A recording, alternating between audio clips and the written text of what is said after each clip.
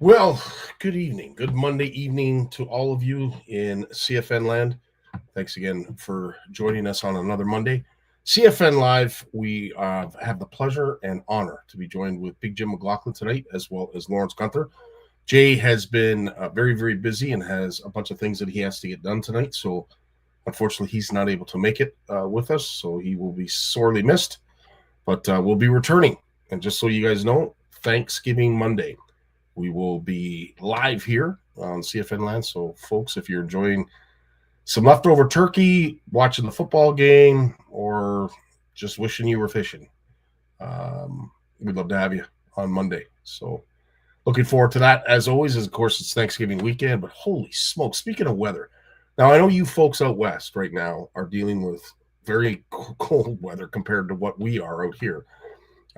It's going to change, obviously, with the rain. And if Jay was on here, he'd be talking about how that rain's going to affect the rainbow run. Right now, we're at the latter stages of the salmon run. Still lots of salmon out there for folks to catch. So hopefully you get out and you're able to wet a line and do your thing. First and foremost, I want to say hello to my beloved CFNers. And Steve, nice to see you. Lloyd, always a pleasure to see you. Jesse's in the house. How you doing, my friend? So as you can see, there's a bit of a theme going on here. Oh, this is awesome. So let's get to that right away. I've been inundated with happy birthday wishes, and I want to that's one of the reasons I wanted to come on here tonight. This is the easiest way for me to say thank you and how much it is appreciated. Some of the kind words that have been shared today. It's been humbling to say the least, because I'm not good with words when it's about me, as most people who know me know that I'm not great at talking about myself. But I will say this: with this being my 56th birthday, it is awesome to be joined by none other than the folks that are here in the audience, as well as Big Jim, Lawrence, and Jay, if he was here. But it's been a fantastic year and a fantastic season, and it all wrapped up this past weekend with Big Jim, and we'll be talking about that later on during Jim's segment. But it has been a year to look back on, even though we're in October. It's not December 31st, Scotty. But the soft water season, open water season, whatever you want to call it, is coming to an end. Not quickly, but slowly coming to an end. And it has been a whirlwind of stuff. And I just look back at some of the things that I am so thankful for, and that I look forward to doing again next year, this year, whichever way you want to look at it. But I certainly want to do a heck of a lot more of this. Can't get enough of my beloved walleye. Up there at Horwood, we have a wondrous bunch that join us each and every year. And I'm so thankful to be able to rub shoulders with some of these folks. And some of them are on the call. Brad's here. That's a whole whack of incredible CFNers. I can't thank them enough for being a part of our community and for what they do for our community. But looking forward to get back at Horwood to see these gents. And, of course, I can't wait to do more stuff with the kids. And big shout out to our good buddy Chuck Durachi, who gave out these bags. I think it was a year and a half ago, Chuck. I'm not sure, but we were able to hand these out to some kids, which was really awesome. And I certainly want to do more of that next year. Looking forward to doing more of this. Had a lot of fun. Big Jim can certainly attest. We had a lot of fun at CISA doing this emceeing or broadcasting, if you will, with Aurora Productions. That was a lot of fun. Looking forward to doing more of that. Also looking forward to spending a lot of more time fishing with my buds. These are my high school pals. That's Herbie on the left. Jeff is the big one in the middle. Of course, the fat guy there with the walleye hat, and then my good buddy Pete. We have a lot of fun. This was our first trip back together fishing up at the French River since COVID. So it was kind of awesome to be a part of that. I have to apologize too. My voice is all messed up because of being sick. So I'm getting it from both ends. Really enjoyed my time here with Kayak Bass Canada. Rick was here. Aaron, we Jason, like this group, we're going to be doing a lot more work with. And I want to thank Steve for joining us on that day. I look forward to working with this group because they're an awesome group, and they do some awesome things. And this CHIO event that raised over $40,000 for kids, can't say enough about that. Speaking of kids, of course, I'm looking forward to doing a lot more of this as well with our Derby on Wheels initiative that we're currently in the process of building. It's about bringing the means to a kids' derby. If you have the kids, we have the means, and our Derby on Wheels will certainly attest to that. Also, really enjoyed hosting the NCWO with my good buddy Danny, Nick Huxon, and of course Christelle and Chantel. We'd had a fabulous time. Jay Barnucz, he was a huge help. Not to mention, of course, all the volunteers. But looking forward to doing this again next year. That was an awful lot of fun, and really looking forward to that. If you have noticed in some of our posts, we have been congratulating those who have been up at Camp McIntosh. Of course, we congratulated young Brooklyn for getting it done. She knew what she was doing. While we would all take off into the blue water in the abyss, she simply armed herself with a hook and a worm and caught the biggest walleye. And on behalf of Shimano, CFN, Camp McIntosh, and everybody that was there, congratulations, Doc, Spider, Brooklyn, Hyben. You nailed it with a 12.5-inch walleye. Nice work. And she went away with a Noski reel for her troubles. So honored to be able to do that. And of course, I can't thank these guys up here for allowing us to get back to our CFN community like we have and like we continue to do. For biggest bass, Mark, he came really close. As in the post I made, he came close to winning this last year. But of course, Erica was dialed into those 20-inch bass. She couldn't get him off her line, and Mark unfortunately went home in second. But he claimed the fame this year up at Camp McIntosh, and went home with a Miraval reel for his 19.5-inch bass and all of his troubles. So congratulations, Mark, for that. And the granddaddy of them all, which is the big toothy critter. Of course, Kevin and Ian, all they do is target these fish, and they target them well, and they always seem to find them. We'll be posting this a little bit later, but congratulations, Kevin. Even though his muskie was 39.5 and Ian Logan's pike was 39.5, some are probably asking, like, well, how did Kevin win if they had the same size fish? Kevin caught his first.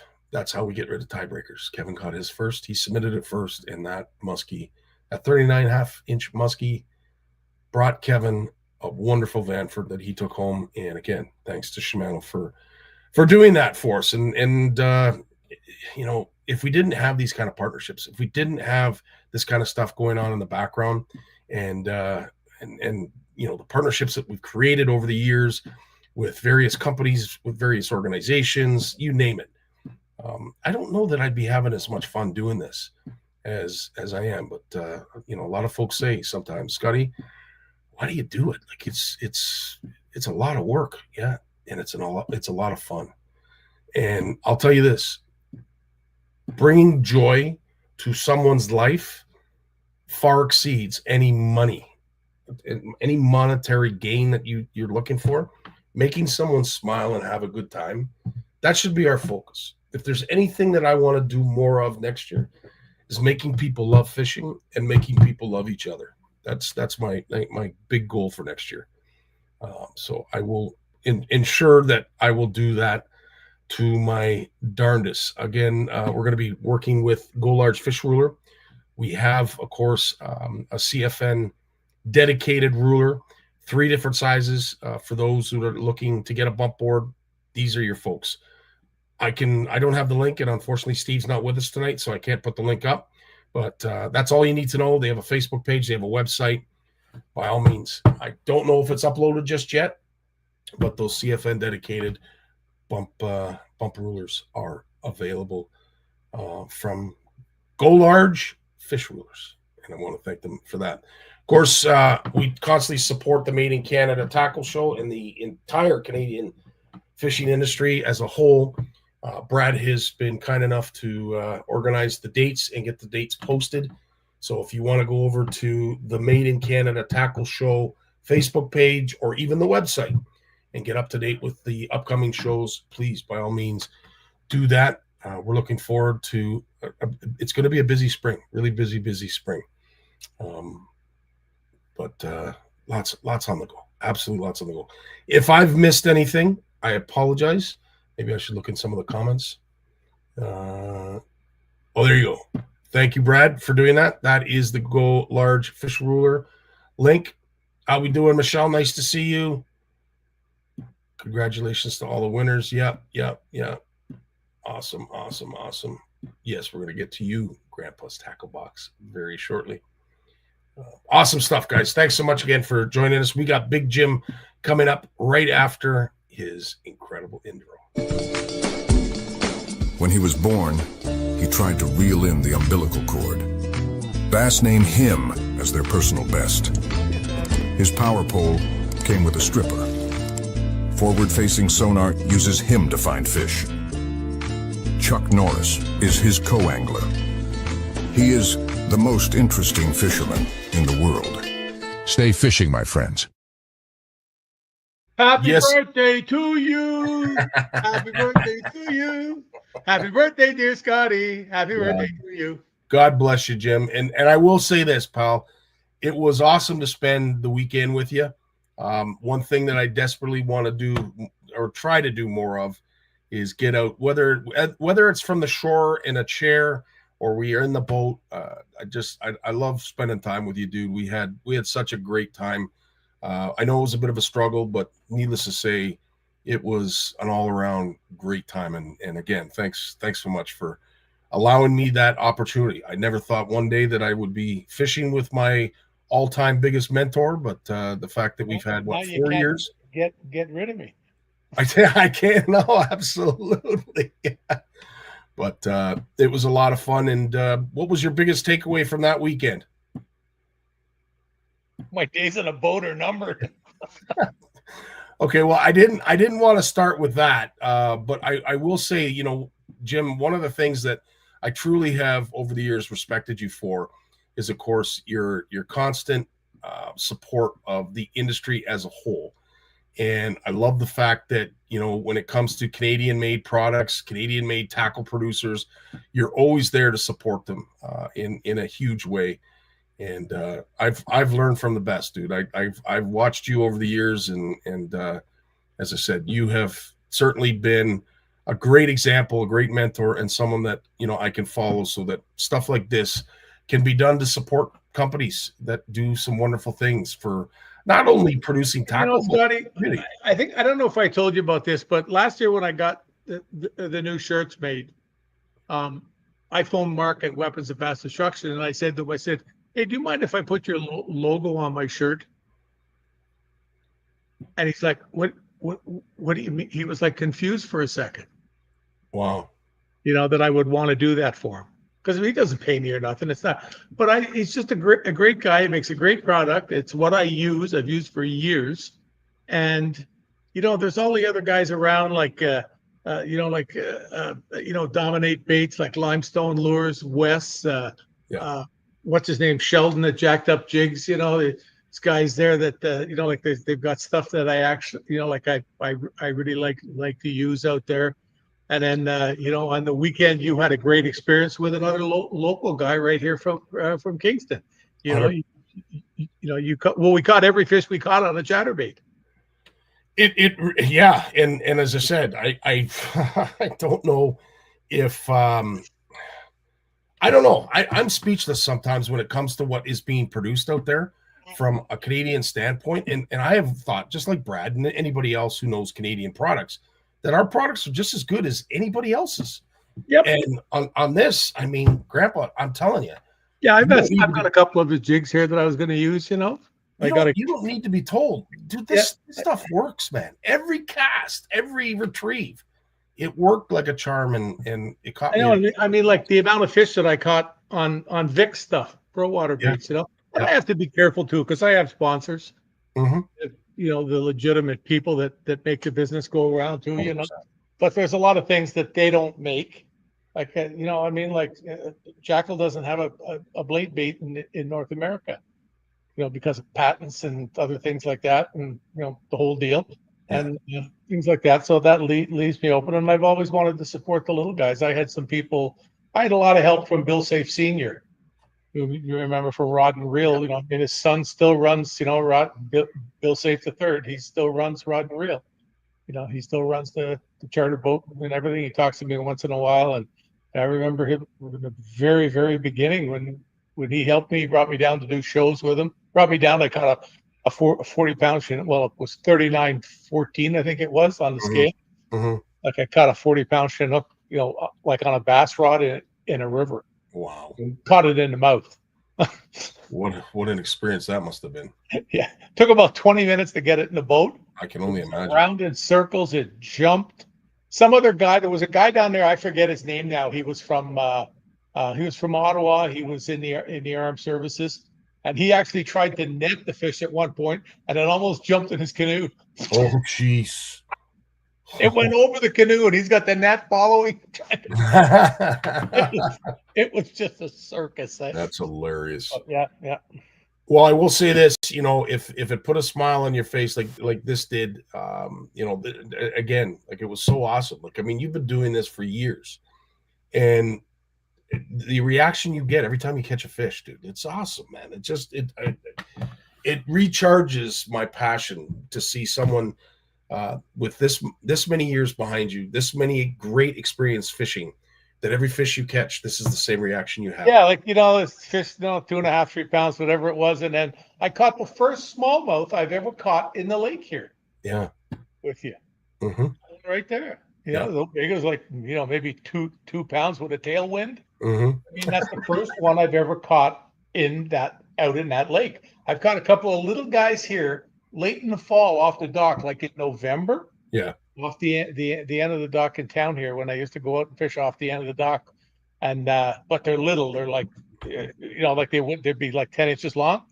and probably maybe not even 10, maybe like 8 or 9. But it's just really funny that I've never in the 11 years caught one out there, and then I caught it with you, and I caught it off a spot that there's about a 50-yard run there from that dock to that rock point. The number of giant fish that I have caught there. But I tell you, the last couple of years here, this place has not been nice to us.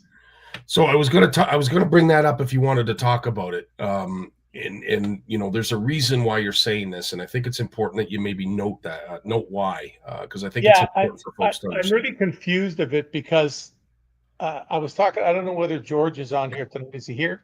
I haven't seen him. No. He was telling me he was going to Germany to visit his grandkids, so he's probably gone. But I've noticed in the last few years out here, like I've gone from having, I've had 60 fish plus days here.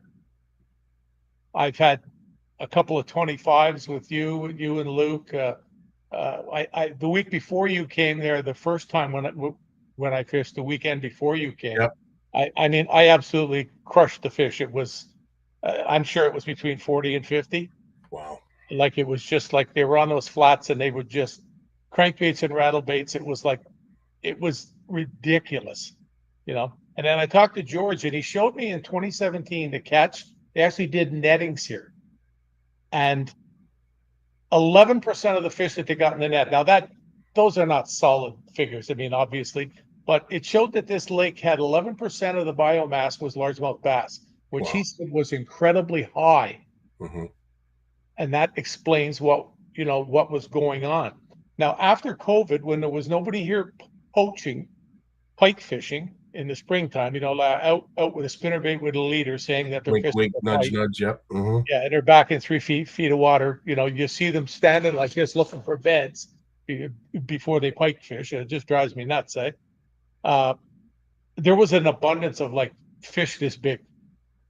They were everywhere because it's the springs here are a lot warmer than a lot of the areas. This is getting fairly close to the big water, so it's always a little warmer. That bit about how the bigger water fluctuates and keeps the temperatures here warmer and stuff like that. Warms up earlier in the year, and that has just, it's just caved. When we were out the other day, I made mention to you that we didn't see, there was two tournaments going on the lake on the weekend. There's three lakes that connect, well, four if you want to call Big Cranberry, Little Cranberry, and Dog Lake, which is just a phenomenal bass fishing lake. It'd be in the area. It'd be second to Big Rito, and so there's like, I don't know, maybe 35 boats total in those Right. two events, because the guys from Cambridge Bassmasters were here, and we got to go over Saturday evening, have a hot dog with them. It was great chatting and whatever. It was nice. It's only about 15 minutes from me, but we didn't see one tournament boat in that lake. Yeah. And that just goes to show you that a lot of those guys would have practiced in there, because the guys from Cambridge had never been here. And yet there was nobody in that lake. So that means that when they practiced, when those guys looked around, I know JP looked around, because when he came here Friday afternoon, he visited for a couple hours. He said to me, he didn't, I mean, nobody found a fish sitting on a log that they thought they could go back and catch. One that they saw or they shook off or something like that. Not one on a dock. Nobody found a fish that they could go catch. And once again, everything we caught came off flats. Yeah. These weed, patches of weed in the middle of the lake. And that's where I used to always do my real damage, because that's where the vast majority of the fish live. And to see it just go like this is incredible. Just to see it disappear. If Now, there's I had talked to you back in the spring. Oh, there's George. Yeah, I was just gonna say, if there's anything you wanted to ask George, he's on here now. Yeah. No, I explained, what it is about the charts that he sent me and that, and showing it. But one of the other things was there was a big OPP MNR bust here back in April. Yeah. And I've been noticing in recent years a group of boats, several of them, that are fishing here like 8-10 days at a time, staying at the same place. And I would see them, and it used to PO me, because I would see 5-6 lines in the boat with the bobbers floating. They're fishing with live bait. Everything they catch seems to come into the boat. You don't see very much go back out or whatever. And I have to be careful what I say. And anyways, this spring, the MNR decided to come and look. And so they did. They got someone here that they knew on the lake here, that they went over to their place and they filmed for days watching these guys catch fish after fish after fish. And they watched them throwing fish back. But the ones that they threw back were just a few extremely large ones. Yeah. Because when you're selling fish, live weight, live fish in Toronto, you can't sell a 5-pound bass, because at $25 to $30 a pound, you're looking at, nobody's going to pay that much to cook a bass. You know what I mean? Yep. And, they waited, they made their move, and they busted them. And I was told in the afternoon, before they actually did it, that they had, they already had all the license plates off the boats, the trailers, the whole deal. Like, they did what they do. They had the OPP with them, and they grabbed them. And these guys have a record, the length of my arm, for doing this type of stuff. And they busted them. The vehicles are gone, the boats are gone, and they're not coming back. He's ever told me. In fact, one guy runs a good risk of doing jail time over it. Wow. I'm just wondering if these people that were here are what has caused the demise of this lake, that they have just taken so many fish over the years. And you can only imagine how lucrative it would have to be to drive here from Toronto and stay at a bed and breakfast type place and do this type of thing. So I think this lake has literally been raped by poachers, and because it's just, well, you know how small it is. Yeah. It's not a big lake. It's got lots of places for the fish to be, but it's only got a few spots that they would winter. And these guys were here as soon as the ice was gone. And I noticed them last fall when I was out there. The last time I was out there was 6 boats, and they would come together and talk. One boat would disappear, it would come back, and I'm sure it was going and dropping off the fish. They were keeping them alive, because we got these guys. One of the people, when they went to their house, there was big giant tanks for transporting fish. So they got I was told that they already get the screws put to them, and you can just know, because when they showed up, there was an OPP guy here, and when he showed up, he was loaded for bear.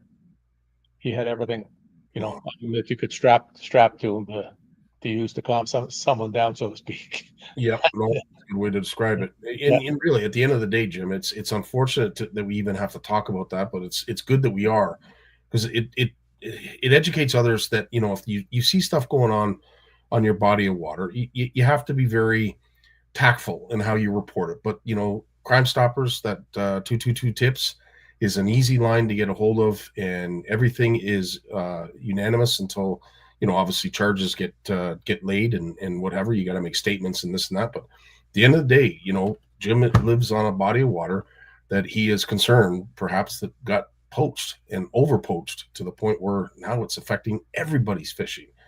So we got to stop this kind of stuff. Yeah, because 2 lakes away, the lake I actually live on, and the next one, Little Cranberry and Dog, they still all put up lots of fish. Like my buddy Lewis came over here one night and he brought Annabelle out, and they went out there fishing one evening.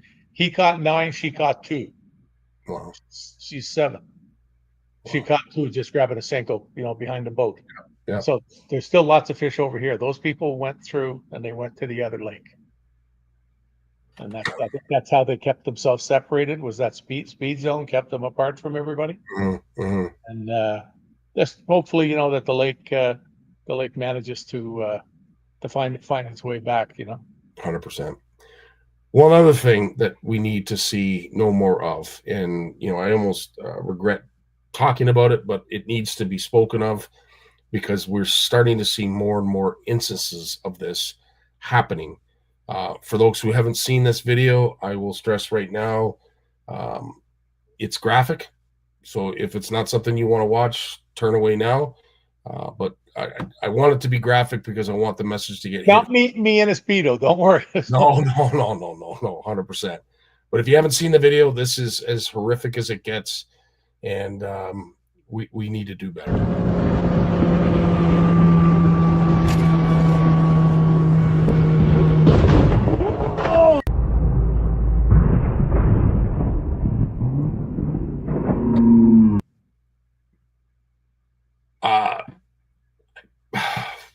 What do you say? Like there's so much to be said about something like that.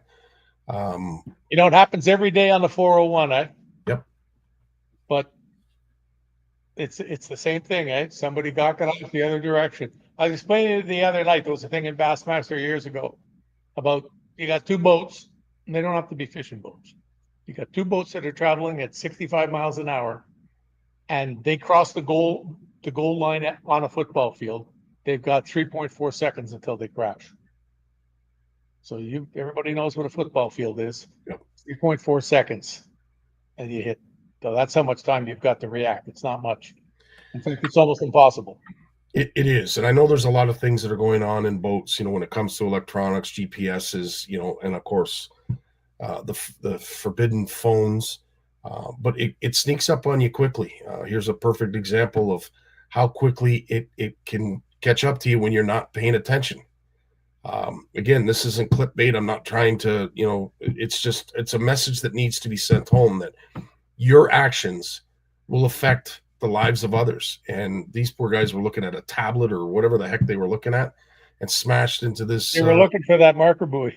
Yeah, well, maybe, but this is how quickly it can happen. And, thankfully it was just them that were affected, that they didn't run into somebody else.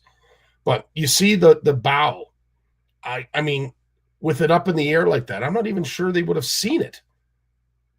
Yeah, well, that's what they're saying about all the electronics now, is that it does blur your vision a bit. And I saw a lot of guys post saying that that's the reason why they have them folded down up front till they get where they're going. Because they've got all these fancy mounts now. Yeah. Just a twist of a handle and they fold it down, eh? Yeah. And you don't have to worry about it. It's out of the way. I used to think a flasher got in the way when I put it up front of the boat. There you go. Yep. And the flasher was, 100%. Yeah. Richard, it's interesting that you say this. There's a couple other things too that Jim and I want to mention. It's hard to talk about because unfortunately lives were lost in that incident. There is a bit of a discussion that's going on about where that parked boat was. in relation to, the corner, the channel. At the end of the day, guys, we all have to respect the water. The water will kill us if we don't. But we also have to respect each other when we're on it. And if you're parked, Jim, you were mentioning it before we went live, under a bridge, right in the middle of the two, like you're now impeding the progress of others. I've been on charters where sailboats, we've had to, frantically reel stuff in because sailboats weren't willing to change their course. I know they have the right of way. I totally get it. But when you're pulling planer boards and you got an 8-rod spread, it's not easy necessarily to make those turns quickly if, in fact, you come across somebody that and they know that's out there too. All they have to do is twist the rudder and they're away from you. 100%. But Scotty, 99% of this is just sheer not paying attention. Yep. It's what it is. It's like the phones. It's an epidemic. Yep. People are gawking around all over the place or looking at a phone. Yep. If you're looking ahead of you, I don't care how fast you're going. I don't care if you have a TV screen the size of the one that's in my living room, on the front of the boat, whatever. If you're paying attention, there's a good chance you're not going to hit something. Totally agree, bud. Totally agree. Now, something that I thought was really cool that we could certainly talk about, and we've talked about it at great length, is LiveScope. And this is not a knock against LiveScope. This is something where I'm very proud to know that a Canadian company has stepped up and created something, designed something that is a little bit more user-friendly for those who do use LiveScope, especially when I see the walleye tournaments up in the north. You have a LiveScope in the front, and then the partner has a portable unit in the back. What is really cool about this is everybody's got it on a pole. Some have poles that you can twist the handle and it twists the transducer. Mm-hmm. This thing is Canadian made. It's really cool. It's just about to come out, and I want to share it with you guys first because it's something that if you are a LiveScope user, you're definitely going to want. All right, you guys want to see something really cool? This is the Transducer Buddy from Transom Tech Canada. You got LiveScope Plus on there. Boat's all rigged up. But all that you got to do to deploy this is flip it over like that. It's hard to do while I'm holding the camera. Press down like that, and it's snapped and spring set into position. And then let's say I want a hole hop. Watch this. Put the boat in gear. And once you start going a few miles an hour here, hop straight back up. And you're on the move. Awesome. And it's Canadian made. That's cool. Yeah, I know there's a few things now that are just like that, but you have to physically lift it up every time you move. There's a perfect example of where you don't have to, and the fact, as I said, it's cool that it's a Canadian made company. Joe, you're 100% right. Yep, I've seen several boats where I've jokingly said, can you get the game on that thing? Because they are getting bigger, and I think you're going to see restrictions in terms of electronic sizes of what you can put in boats. I mean, at the end of the day, when these crashes are happening, you also have to think about the tournament organizers. Being one myself, I would not be able to sleep for a good week knowing that happened on my watch. So keep this in mind. Your misguidedness, whatever you want to call it, if you're not watching, it has huge ramifications for everybody around you. So you got to pay attention. You got to focus on what you're doing because those lives can't be returned. The tournament organizers, the stress and whatever that they're going through, is undeserved. So there's a lot of things, unfortunately, that will come out of this. Yeah, the other thing too, Scotty, is these boat accidents have been happening forever. We just hear about them all now because people film them. Yeah. The number of boating accidents I heard about years ago when I was, it was nuts at first when you heard about it. Yeah. Yeah. It's just one of those things. True. Totally true. Well, Jim, what have you got going on this week? Well, we got the paper up. It went up on Friday afternoon. That's all done.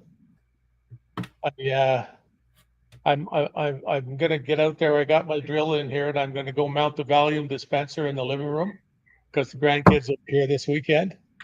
It has a little hammer and a piece of glass. I can break it and take the bottle out.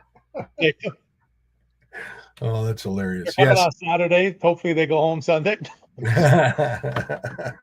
We split them up between Lindsay and here. I don't mean Oh, Lindsay, Ontario, Lindsay's house, my yeah, daughter. I yeah, saw her yeah. this afternoon before I picked Tammy up from quilting. Right. I brought her, what is it called? Pink drink from Starbucks. Mm-hmm. Hey, I got a coffee from Starbucks today. I never go there. Boy, What did it cost you, Jim? I'm dying to know. for the 2 drinks, I got one for Tammy because I knew she'd be sweating to death because it was 29 degrees and they were in this old unconditioned hall with all the old ladies sewing, quilting as they put it. I knew she'd be ready for it, and when she came out, her eyes were going opposite directions. So they've been in the heat all day. It was almost 30 degrees here today, and it was for the 2 pink drinks and a medium, grande coffee. I gotta be cool. It was I think it was $16.95 or something like that. Jeez. Wow. Okay. Well, that's The guys that's they wanted though, they're happy. I went and visited my daughter. Right, she's a SWAN certified wound burn specialist, mhm. and I had her between her clients. She came out to the truck there and guzzled that down there, and then I went and picked up Tammy. But my day started early this morning. Boy, I was up before 6. I went from here to Kingston, from Kingston to Brockville, from Brockville to Ottawa, from Ottawa to here. Went in the garage and painted a second coat onto 1,078 jig heads. I counted it all up. Everything was black though. This is the run of black. So all I got to do is put the clear coat on them tomorrow, and I got that big part out of the way. And then I drove back to Brockville, got the drinks, went and saw my daughter, then drove from Brockville to Lynn, which is a little town outside Brockville, picked up Tammy and drove home. Wow. On the move, as always. Now, the last question I'll ask you tonight: what was more disappointing in your eyes, the day of fishing that we had, or the KWC group that thought Scott Martin was coming to their dinner? I couldn't believe that. So I talked to my buddy at the club, and he says, Jim, I know we're close to you, and the place literally it's 15 minutes. And Scotty didn't like going over the old bridge they're repairing this year. No, heck no. But he had the window down and the door open a foot just in case, eh? Oof. And the 2 of us in the truck, as it was with the engine up front, the truck's like this. No, it was we went over. We had a great time with them. We had nice sausage on a bun there and whatever else. So we talked with them. But when we got there, he gave. Oh, I left it in the truck. Damn, he gave me a really cool hat, and it's got a big badge on the front that says Big Jim. I just thought that was really, really. I love little things like that, And then he had one for Scott Martin. He thought I was bringing Scott Martin over, not Scotty Martin. So that was it was awkward for about 10 minutes. I felt bad. They were He was confused. Well, as was I. I'm thinking, geez, should I go back to the truck and just wait till everything's done? But they were handing you stuff, the Scott Martin Challenge hats and shirts and whatever. And then he asked you, are you going to see him anytime soon? He's like, no, I never run into him. So I did reach. Well, I tagged Scott in one of the posts that they made, simply because I thought it was absolutely hilarious, and they felt horrible because it was awkward, and it wasn't. At the end of the day, we had a lot of fun that night. So I want to thank the Kitchener, Waterloo, Cambridge Bassmasters group for being such great hosts. And I'll tell you, the sausages were phenomenal. Yeah, I've done I think one or 2 seminars for them over the years ago when I was, when they were back in it, and they have a really active club. And what I thought was really cool, I think was there not 4 ladies there? Yes. Out of the bunch, and Yes. They don't fish as a team, like they draw. So it could be 2 ladies in the boat, it could be 1 lady and a guy, whatever. And I just think that's really, really cool. 100%. I think one of the ladies was doing well. I didn't get the final results yet. I got to check on it. Yeah, that'd be awesome to see. I'll phone them and get it to shoot them over to me or text them. But it was a good night outside of, as you said, the bridge crossing. I've never been on a bridge that rattled like that. Isn't that scary? Buddy, it's a good thing it's only maybe 6 feet off the water, it wouldn't be much of a drop. But holy crap! No wonder they got to replace that repair. bridge. So it's going to be closed for quite a while. Jeez, yes. Yeah, which means you have to go down Highway 15 about 8-10 minutes, then go about 7 or 8-10 minutes west, and then come back up the other side and come in on that same road where we turned off 15 onto the bridge. You'd come in from the other end, and you'd have to come all the way through, all along around Dog Lake and everything. So if you live over there, they're all complaining about it already. But what are they supposed to do? They got to fix the bridge. 100%. No, it's got to be done. As you can see, 110%. I like to keep a little bit of speed up when I'm going over that bridge, although it's bumpy. Yeah, I totally understand why. Totally understand why. Well, Jim, as I said, Camp McIntosh and the Big Red McIntosh. Thank you very much. Has never looked so good with you wearing it as it does tonight. Thanks so much, Jim. I love when Scotty brings me a T-shirt. I know it's going to fit. A little snug around the middle, but it's all good. What isn't? What isn't exactly? Oh, gosh. Jim, as always, thanks so much for being you. Thanks for your time. And again, keep the passion. You do, watching you fish, watching you have fun doing what you love was awesome. And I was honored to be there. So thanks again, bud. Well, really honored to have you, buddy. It was great sitting chatting with you there on Sunday morning. Yeah. We had a good time. It's what it's all about, pal. Amen, bro. Did you get your mom's flowers planted? Flowers are all planted. Everything's good. Yeah, mom's happy. Everybody's happy. They've got birthday dinner. Ed's name pop up there. Did you get to visit him? Yeah, I went to visit Ed as well. They've got. I sent him off early, Ed. I told him he'd go visit you. He said he was going. I said, if you don't go, we're done. That's it. Absolutely. No, I could tick that off the box. I'll be starting Canadian Fishing Network 2 tomorrow. You're welcome to it, brother. Right on, dude. Well, you take care and have yourself a great week. Thanks again, Jem, for all you. Well, I got lots of stuff to do. I'm gonna get my ass back. I've decided to go back to the other gym in Kingston, although it's gonna bankrupt me, time-wise and financially. I got to do it, so it's what it is, and I got to get that done starting tomorrow, and take it from there. I got to get back to doing the stuff I was doing because I feel myself slipping. That's not good. No, 100%. Not good, buddy. All right, dude. You take care. Have yourself a great night. Be good, kiddies. Have a great week. All the best. We got Lawrence Gunther coming up right after a word from our sponsor. Lawrence. What is Flash Boost? Shimano designed innovative Flash Boost technology. It keeps flashing, which attracts fish whether in a pause or while retrieving. The mirror plate, which is fixed by a spring inside the body, vibrates with the lure action to generate diffuse reflection. Even if you stop the lure action, the inner plate will move and continue to flash, giving the lure a sense of life and inviting a fish bite. This is Flash Boost.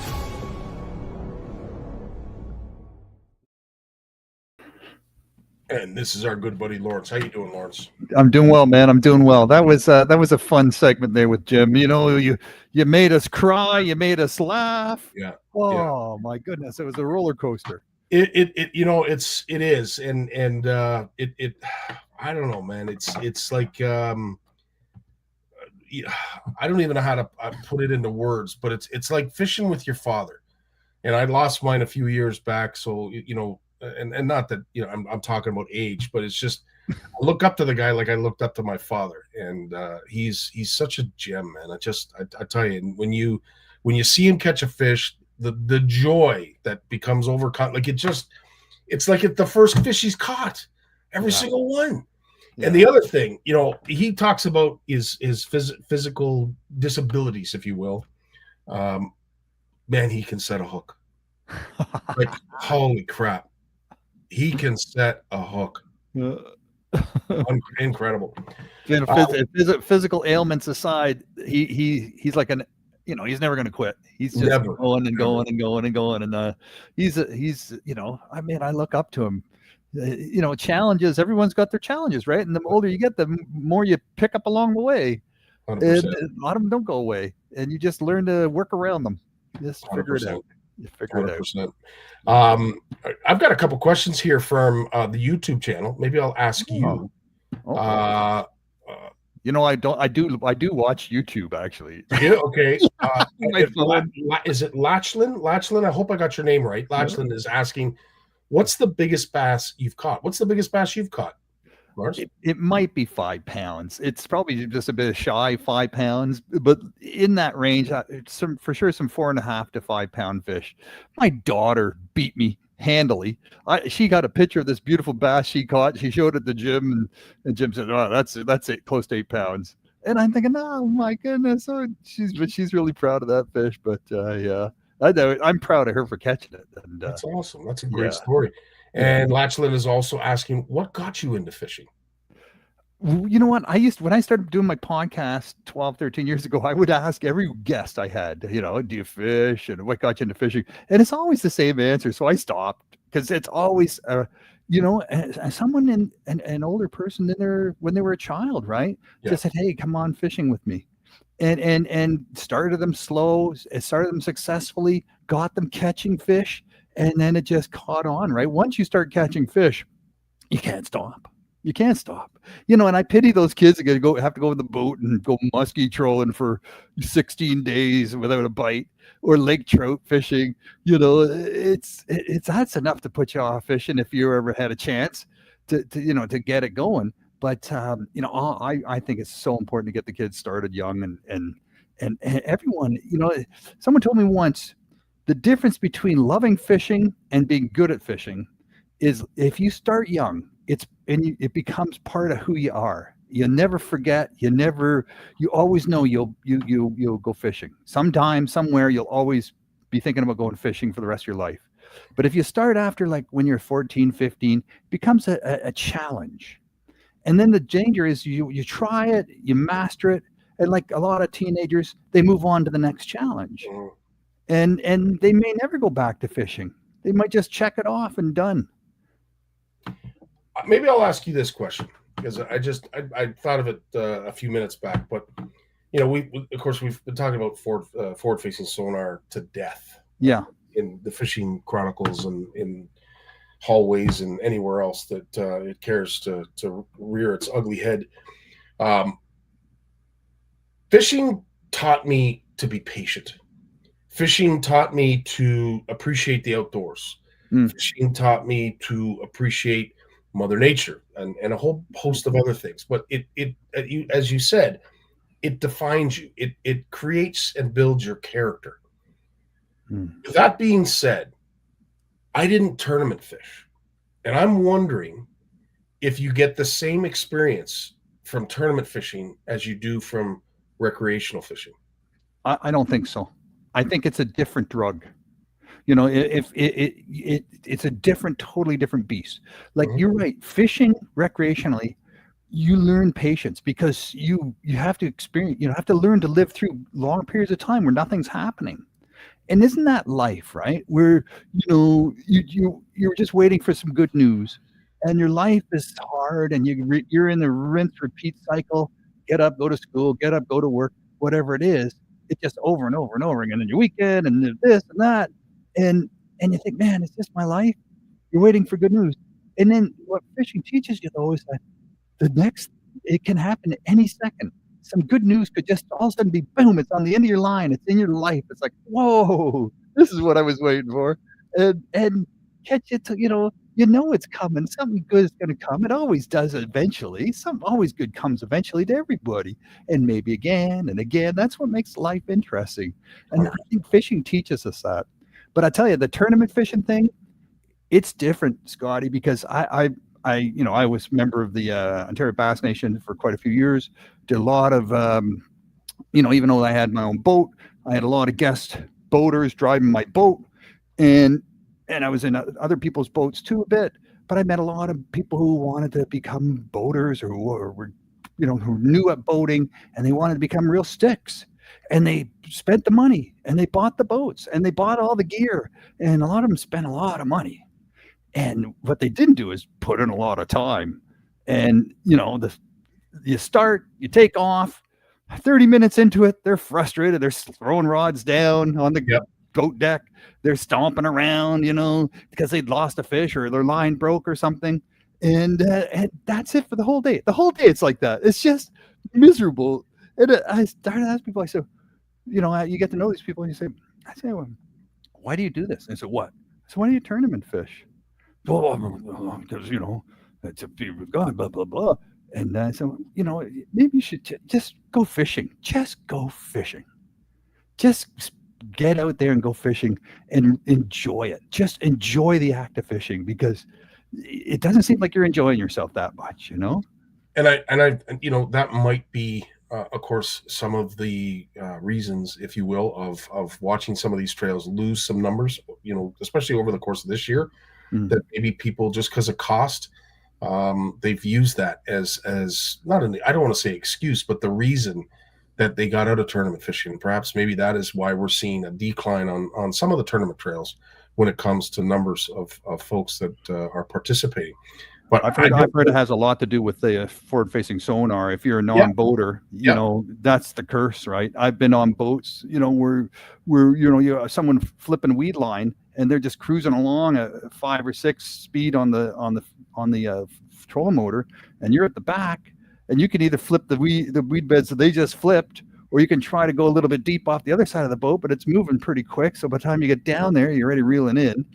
And you're really limited. And now with this forward facing, you're out in the middle of the lake. You've got no targets. Yeah. The boat's speeding along. So even if you try to go deep, you never know when the trolling motor is going to zoom along again until they find another target and slow down, and they make a few casts and nothing happens. So they speed up again. So, the chances of even getting deep with a drop shot or a Colorado rig or anything like that are really limited. Mm-hmm. And when it comes to patience, a lot of folks will say forward-facing sonar doesn't allow anybody to gain a sense of patience. And I will remind them, if you tournament fish, chasing down a big fish, time and time again, casting to it and it not biting, you grow an appreciation for patience. Chasing fish on a screen. So again, I understand, some of the comments that folks have when it comes to forward-facing sonar, but when I'm speaking from a tournament perspective, you engage all of your skills, all of your attributes, everything you know about fishing to chase down these monsters. And when they don't bite, then you have to deal with the ups and downs of fishing. The cool thing is, back when we started with a hook, line, and a bobber, we assumed there were fish everywhere. We'd get impatient sometimes because we weren't getting bites or yada, yada, yada. But at the end of the day, we thought every body of water was jack full of fish. It's like ice fishing, right? You get on a good spot and you think, man, this lake's loaded. This lake is loaded. And then when you didn't catch anything, that's where the patience started to come in. Because then there is time between the bites. Oh, okay. And then to go one step further, the appreciation of when you do catch a fish. Like, let's be honest. Being on the water is what you and I love. Jim and I, we talked about it as well. Just being out on the water is cool enough. But to catch a fish is just it's the cherry on top. Yeah, but how did you catch it? And how didn't you catch it? More importantly, we celebrate our successes. We learn from our mistakes, right? And I don't know how many times I've driven back from tournaments, in the passenger seat with someone who didn't do well. And I said, what'd you learn? What'd you learn from the day? Well, lake sucks. The weather was shit, and they got these excuses. But that's not anything about learning. Okay, the weather was bad. Yeah. So what did you do? What could you have done differently? Yeah. The lake was heavily pressured. What could you have done differently? Yeah. And if you're not under a tournament, you're more likely to step back a bit and think, okay, I tried this. This worked here last week. It's not working now. It's time to try something different. And you go outside your comfort zone, or you try something different. But when you're tournament fishing, a lot of people who fish tournament, they have one technique, two techniques, maybe three. That's a lot of people have three. And no more than that. They have their three things. They have their favorite thing, and then two fallback plans. And they might have a bunch of rods and stuff with them, but it's always those same 1, 2, 3. And because they're things that they've had success with. Yeah. But they just try it over and over and over again. And I think that is another problem with tournament fishing is you don't think critically. You don't think outside the box. Yeah. You don't learn to problem solve. And that's why I think, the Bass Elite Series, where they're going to have half the events in 2026 with no forward-facing sonar. And they've already got all the other rules about, talking to people on the lake and getting their spots. Some of them make you wipe your waypoints off your graph before you start the tournament day itself. There's all sorts of things that say, okay, you got to either feel the lake. You got to feel a connection with the lake and the fish. Yep. And you have to feel it. You have to understand, in your gut, what's going on down there. Amen. And that's what someone who really, it's not just thinking it, it's not just technology, engineering it or throwing technology at it, but you're connected to it. That's the difference. Amen. That's well said. George has said that fishing taught him to appreciate tackle stores. It's interesting that you say this, George. I love it. Because I will say, the first time I went to Canadian Tire as a young boy, I was there with my dad. I forget what we were looking for. It may have been hockey equipment. I don't really know. And we went past the fishing section, the outdoor section. And I remember looking at my dad's tackle box, not really understanding everything that was in it because I was pretty young at the time. Anyway, walked down that aisle, and I was introduced to compulsive purchasing because I wanted everything on the rack. I'm like, oh, Dad, look, Dad, look, it's got that color. It's the color you wanted. Yeah. So I learned as a young boy what compulsive shopping. Yeah, shopaholic. As soon as I walked down my first aisle at Canadian Tire, as I said, there's so many great memories, and we could sit here all day talking about red and white bobbers and worms. But remember those old TVs, the old TVs, right? That had tubes, right? Yeah. And those TV repairmen would come, pull your TV out, pull the back off the TV, and then they would open up their toolbox, and it would look like a tackle box. And it had like all these trays that sort of unfolded on each side of the lid, 6 trays aside, and all the little boxes with all the little tubes. And then they would pick one out and put it in and take one out and, of your machine, and the TV would go again. I'm thinking, see, these people come prepared, right? They come prepared for all eventualities. And I love that. I love that idea. And I got really into the little tackle shops in my hometown. There was 2 of them on the main street of Georgetown. And the owners of those stores, they let me sort of keep it tidy. I kept their tackle displays tidy. I told them when they're running out of stuff, or maybe they should try this or try that, put that on the shelf, and got them tuned into the sort of local bite, what was happening. And they appreciated it. And, at some point I was even standing behind the cash while they went off to get themselves lunch, 11, 12 years old. I got store credit. At 11, 12 years old, so I could actually buy a few things and pay it off with my allowance over the next month or two. So I love that. Well, stuff like that can still be shared, but there are certain things that unfortunately we're probably not going to see again in our lifetime. Yeah. And Richard Dunlop shares a perfect example of this. When I lived in North Bay, we used to hitchhike up to Highway 11 North to go trout fishing. Oh. Now, we thought about it. We didn't even think about it back then. It was never an issue. Yeah, catch a ride, stick out your thumb and get going anywhere. But, Richard's a perfect example of someone that absolutely loves fishing, loves hunting too.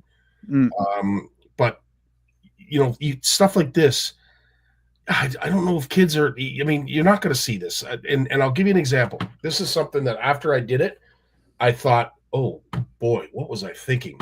There was a young lad. I was driving home. I told this story to Steve Shaw and his wife, Dawn. Driving home from work, I saw a kid walking up Dixie Road. He had a small little tackle box and a rod over his shoulder. This was probably, 2 months ago, 3 months ago. And I rolled down the window, pulled over to the shoulder, rolled down the window. I said, hey, bud, where are you headed fishing? Because it's Brampton, dude. Like there's not a lot of places to go fishing in Brampton. There's a little pond by the hospital though, with carp. Well, it's actually interesting because we have a pond, Chinguacousy Park. Yeah. There's a pond. It has, I think it's got koi in it. It's got carp and Lord knows what else. But there's fish in that pond. It's not exactly the greatest pond, but it's a pond. It's got fish. And I was thinking about this kid. Like, isn't this wonderful? But what's he doing way down here? Like the park is quite a ways north. Yeah. So I offered. I said, "Hey, do you mind? I'll drive you up if it's Chinguacousy Park that you're going." He says, "Yeah, I would really appreciate that." I had a couple baits in the truck, some plastics. So I gave them to them. I said, try those. They're really small. They might be great for carp or whatever, but good luck. And off he went. And then I sat there scratching my head thinking, you don't do this anymore. Like, you shouldn't be doing this, right? You're giving candy to little boys, you maniac. And it's the unfortunate thing is that our day and time now, wonderful stories like this, like, you're almost hesitant not to share them because, oh yeah, is that what you do, Scotty, in your spare time? Yeah, you anyway. Needless to say, it was such a great moment, and it was quickly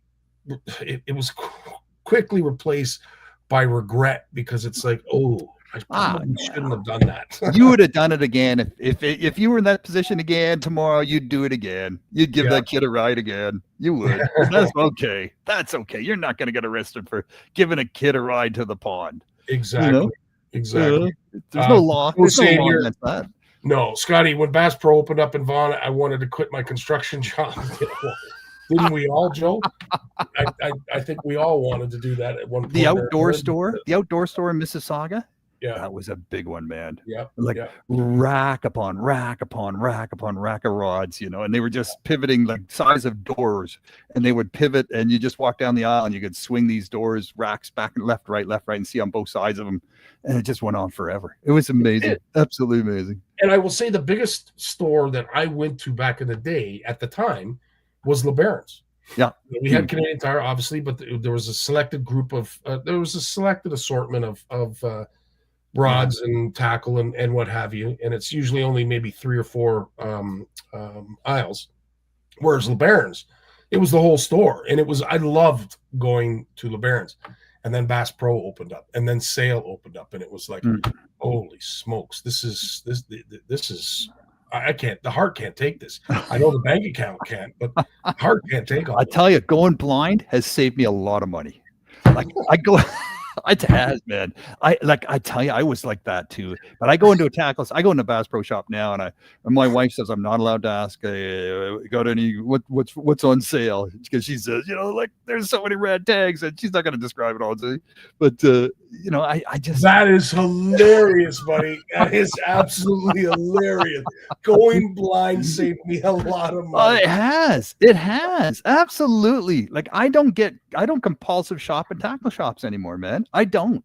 Like, I know what I want, but I research the shit out of it, and then I get it, right? And thank goodness for the internet, because there was this whole 25 years of when I couldn't read magazines anymore by age like 16, 17. I couldn't read the magazines, so I stopped getting my magazines, Field of Streams, Outdoor Life, Sports Afield, Ontario Outdoors. I just stopped getting them. I moved to Toronto to start college, and I just stopped getting them. And I had my tackle that I all bought, from the time I was 12 till the time I was 16, 17, I had my fishing tackle. And I had that same fishing tackle. I never bought anything except maybe a few little rods, those little fishing kits for my kids. When I started having kids, I got them little fishing rods, but I never got anything until the internet came out in 2000, and everything started going on the internet. And then I thought, oh my God, what the hell is that? That's a spinnerbait? What's a spinnerbait? What's a Cinco? And then I was introduced to this whole world of bait. And I have to admit, I've been a little nuts since then over the last 25 years. I made up for it. Made up for it. But it's just, you research something, and then you figure out how to get it. And, That's awesome. Yeah. Well, to turn a little serious for just a second, we shared that crash in Jim's segment, and I don't think we need to share it again. I think it was sounded horrible. Tragic enough to watch it the first time. I certainly don't want to watch it. Being a man in your position, as you eloquently mentioned about your eyesight or lack thereof, have you ever had? And I know. Before I ask this question, your insurance company doesn't watch this show, does it? No, but I don't. But they asked me who drives my boat. Okay, I have to give them a list of names and how many years of experience they have. Okay. Yeah. So that's what you have to do. Okay, to get insured. Yeah. Interesting. Yeah. And that's the same. Like the bigger the boat you get, the more the insurance company probes. Like some insurance companies, they will not insure a boat over $100,000 because it's just beyond their appetite, right? But if you want to get insurance through your car or truck insurance company, it's sort of a lot of them cut off at 100 grand, and even then they're saying, "Oh, how long have you boated?" And but yeah, once you get up there, and then as you get into the bigger boats, like you start going into the small yachts and things like that, and boats you can sleep on. They start to say, well, how much, what certificates have you taken? What training have you taken?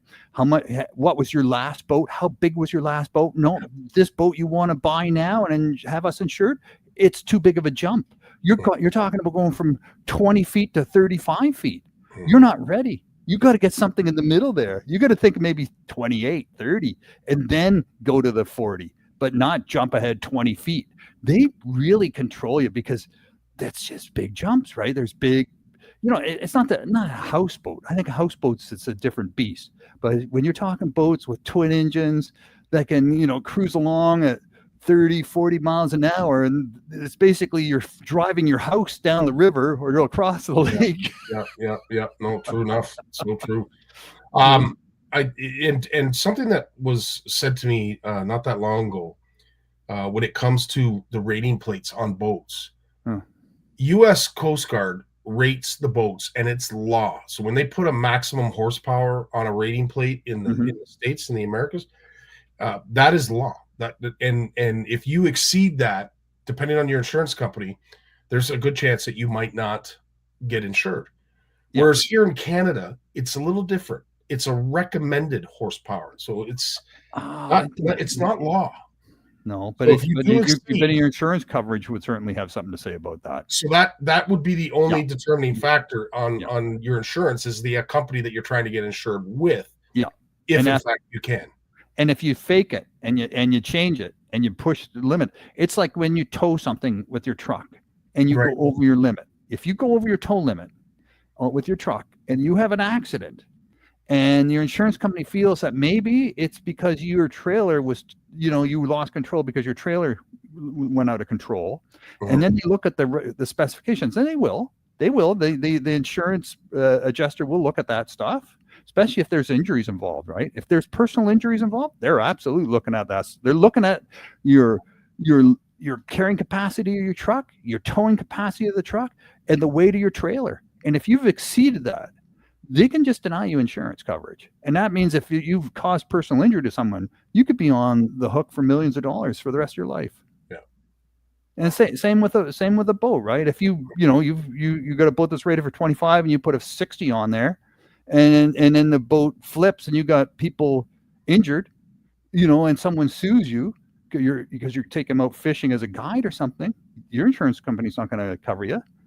They're going to look into that. If you sink your boat, they might not cover you for that either. Yeah. It wasn't much of a thing back in the day because I used to have a Go Fast boat, and I put a 225 on it. It was rated for a 200 on a beautiful Charger. I love that boat. Absolutely love that boat. But now, if I were to try and get that insured, I can assure you there's no way my insurance company would have assured it with that size of engine on the back. So, I mean, what was okay then isn't necessarily okay now. And if you lie about that, and it's all on the record, right? It's all on the record. So then you lied. Your insurance is over. And it was interesting because when we went to get it insured through the house, they said, "What's the rating plate on that boat?" I said, "It's rated for. It's recommended that a 200 be put on the transom, and you have a 225." Yes. Okay. We appreciate your honesty, but do you realize that by admitting this, that some insurance companies might not insure you? I said, yeah. It's the risk, but I don't want to lie. Yeah. And we had to go through two. On the second insurance company, they finally okayed it. However, now I'm sure it'd be a lot different. Yeah. Man, I went on a crazy boat hunt this past summer, man. Tell me about it. Oh, okay. So last year, I have some friends that have that do charity work, and they do one's a retired captain of a U.S. military nuclear launch submarine, did that for his career, retired, and his picked up where his father left off, and he's a muskie guide on the St. Lawrence River. He's a guide. He also is does a lot of charity work, and he has 3 or 4 of these beautiful Chris Craft wooden boats. And I know another guy. He's got some beautiful boats too down there, and these guys really know about boats. And I tour the boat museum in Clayton, New York, with them, and hang out with them and fish with them. And anyways, I was thinking, you know what? Maybe I should, instead of having my Bluefish Canada team, work out of the RV, right? Maybe we could work out of a boat. A nice boat that has some outside space, some inside space, some air conditioning, a bathroom, a little kitchen. Wouldn't that be nice if we were on the water, right? Yeah. So these guys started hunting for me. They said, Lawrence, we should be able to get something for $10,000, something that has maybe a motor that works, or maybe doesn't, but something maybe 30 feet, 35 feet. Interesting. And so they looked, and then when we touched base again this spring, they said, Lawrence, boats have jumped up in price. Like used boats have jumped up in price. Now what was 10 now is 60. And so I said, maybe I should look around a bit. So I'm looking at these boats and I'm sending them pictures. What do you think of this one? What do you think of that one? And they said, yeah, that's got a ton of space, 33 feet long, but it's got, it's stacked up like an apartment building with all the levels and decks and spaces on it and everything I need. And then I was like, but it's an 89. And I'm thinking, and would that really reflect well for Bluefish Canada having a big giant fiberglass condo tower parked in the pier, at the spit there all year long, all summer long? And then I thought, well, maybe we need something a little classy, but not rich, but not pretend rich either, but maybe something a little bit classy, something old, and then take donors out for little wine and cheese cruises in the evening. It's got a funny toilet, right? And so I started looking around like that stuff. So then I went from the fiberglass to the wood boat. And I found a guy who was getting divorced, and he was trying to sell his 37-foot Chris Craft with 2 cabins and a kitchen and 2 bathrooms and blah, blah, blah. And it was all completely restored. He was selling it for $99,000. Now he's selling it for $50,000. And then 50, eh? 50. Well, wow. So I get my wood boat people talking to this guy and his boat broker, and sort of figuring that out. But it's way far away. It's way up at the north end of Manitoulin Island, up there on the North Channel. Oh, wow. And he's offering to drive it down to me, which is 78 locks away. Jeez. The Trent Severn and the Rideau Canal systems, right? The total is 78 locks, or 88. So anyways, I'm thinking, holy shit. And I haven't even seen this boat, touched it. And then I thought, well, I'll get one of these boat inspectors. They have these people that do boat inspections, and like a house inspection. Yeah, but it's $1,000. Okay, it's $1,000 because first they spend a day looking at the boat in the water, and they take it driving and stuff, and then they take it out of the water. And to take a boat out of the water, it's about $25 a foot. So 37 feet times 25. You're looking at $800-900 to take it out of the water, and then they can look at the hull and underneath and see if it's rotten or blistering or whatever. And so it's a thing. I mean, you pay these guys $1,000-1,500 to evaluate your boat, but you can't get insurance without that professional assessment, because an insurance company is not going to insure something that's going to sink tomorrow, and they don't know. And they don't believe you. I fall in love with this boat, I'm going to buy it. And I'm paying him a lot of money for it, and it's a beautiful boat. Good point. I never even thought of that, but that's a really good point. Yeah, so the insurance company has to have this appraisal by a professional. So I couldn't find one who wanted to go up there. They could say it's a day drive up, it's a couple days work, a day drive back. He said, it's going to cost you a fortune, but I could be making money working every day without having to drive way up there. So that was a challenge. Anyways, and then I talked to my wooden boat friend, and I said, oh, what do you think? He said, Lawrence, he said, it's a beautiful boat, but it's a wooden boat. And if you don't take care of it in 5 years, it's going to be worth as much as a sack of coal. Wow. I thought, what? So then I talked to this guy who does these boat restorations just outside Ottawa and Merrickville. He's on the Rideau River, and he winterizes and stores wooden boats. And I said, so what would it cost to store the boat if I got it to you on the river? And he said, yeah, take it out.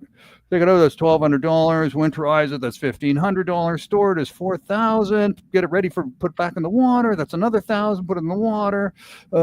Taxes in it, $7,000-8,000 a year. I thought, what? And then you got to get a slip. And I said, and if I put it in a slip and the sun's beating down on it all summer, he goes, oh, it's not under shade, eh? He's not under a roof. And I said, no. He goes, well, he said, the sun is so hot now. It eats through about 3 or 4 layers of varethane, of varnish. They use varnish. Right. The sun will eat through 2 or 3 layers in 3 or 4 years. So you basically have to sand and revarnish the boat without stripping it down to the bare wood. You have to sand it and revarnish the thing every 3 or 4 years, a couple coats.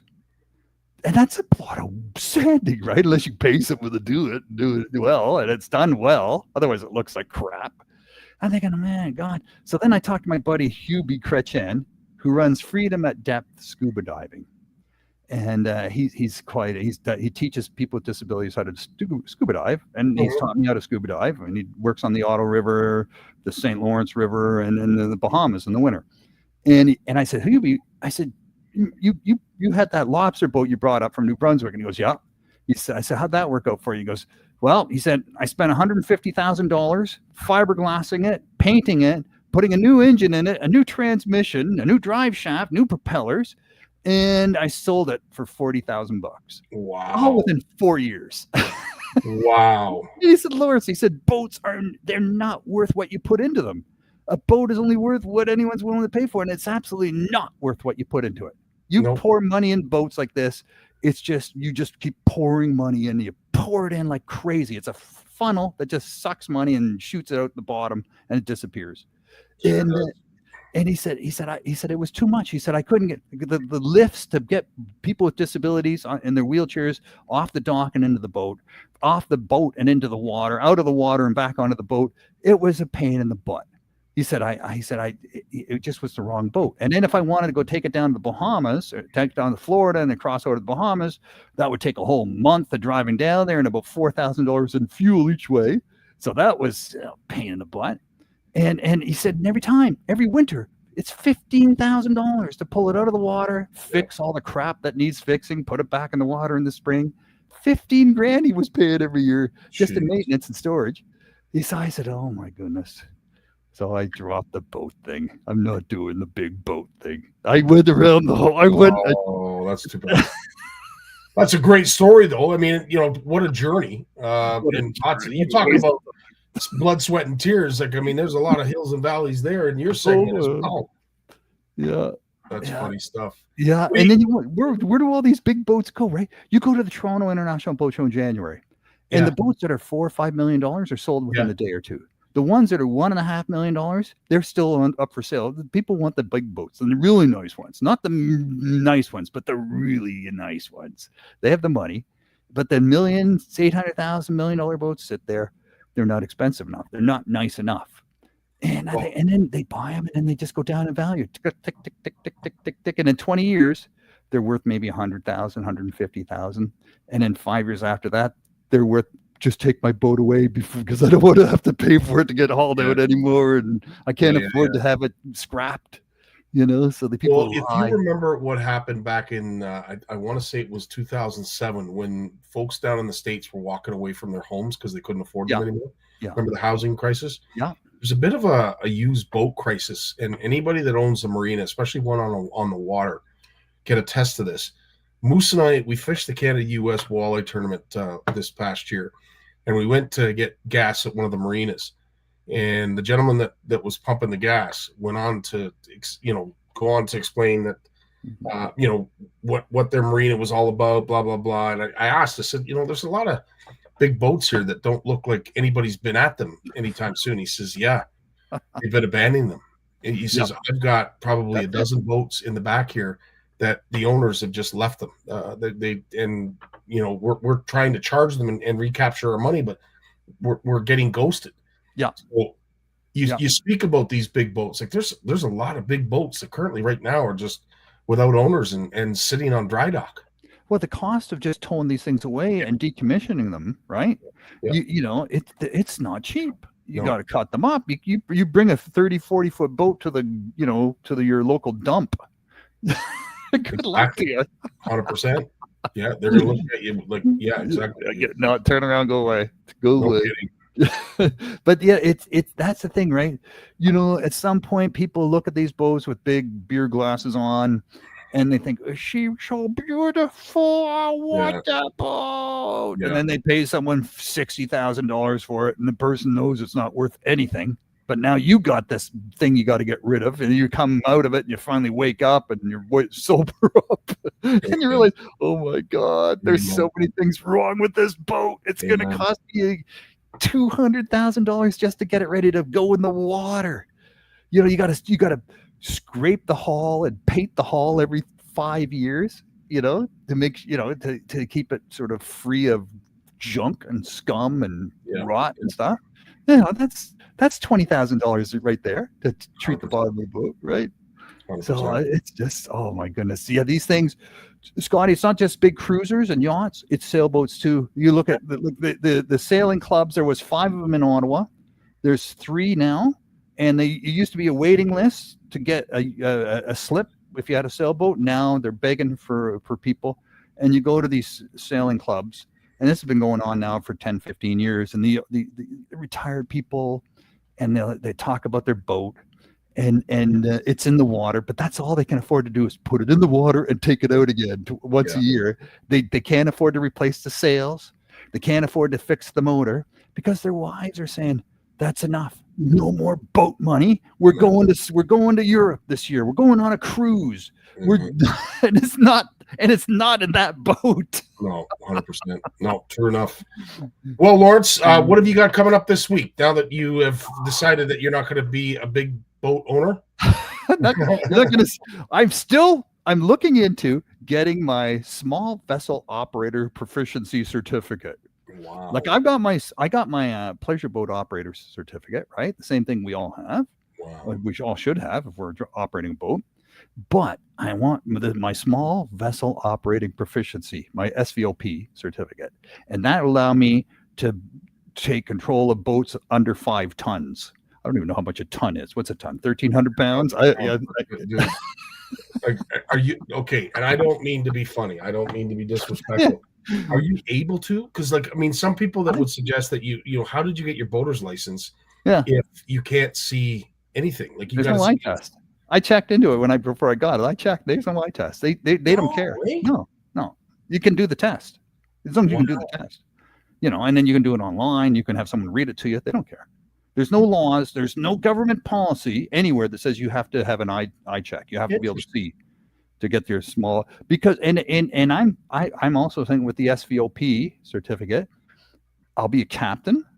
But how many captains actually drive their boat, right? True. You know, captains have first officers that drive, or XOs, or that drive the boat, and they stand there and say, "Set a course for Kingston, and wake me up when we get there."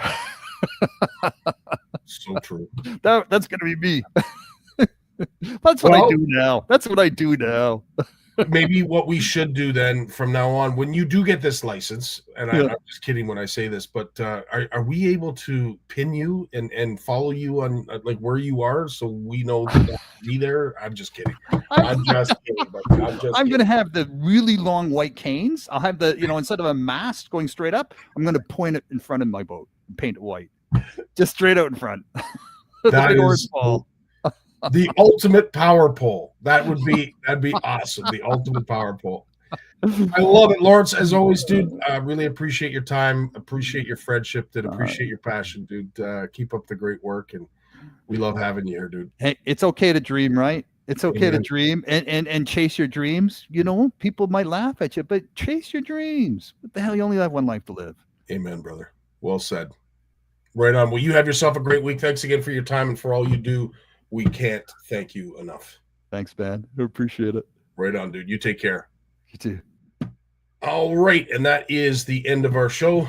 Thanks, everybody, for joining us. Again, Jason will be returning next week with us on Thanksgiving Monday. CFN Live. We'll be here, and we'll be looking forward to. We'll do some cool things. I'll dream up something, but we'll do some pretty cool and fun things for you guys. Also, the one other thing that I want to say, because I'm not going to wish for the Leafs to win. What's the point of that? But my last birthday wish. First, I want to thank everybody that did wish me a happy birthday and did so here in the comments as well.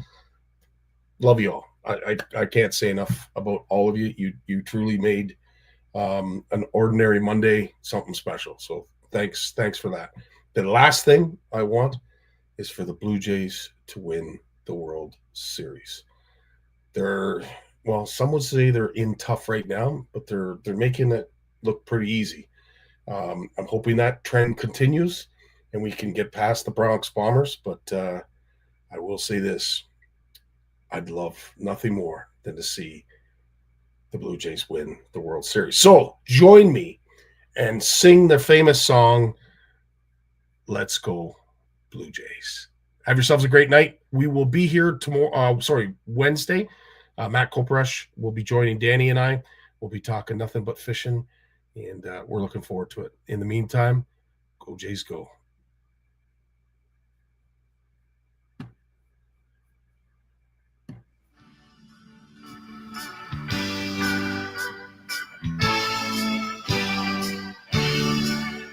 You got a diamond, you got 9 men, you got a hat and a bat, and that's not all. You got the bleachers, got them from spring till fall. You got a dog and a drink and the umpire's call. What do you want? Let's play ball. Is that a fly ball or is it a seagull coming in from the lake just to catch the game? It's the last inning, our guys are winning. Dave's put down a smoker, a strike, and you got no doubt. What do you want? Let's play ball. Okay, Blue Jays, let's play ball. It's a beautiful evening, fans. At the ballpark, the game starts. Warm summer breezes, sun's going down. It's all dark at the ballpark. That's okay, it's a night game. Okay, Blue Jays, let's play ball. Okay, Blue Jays, let's play ball.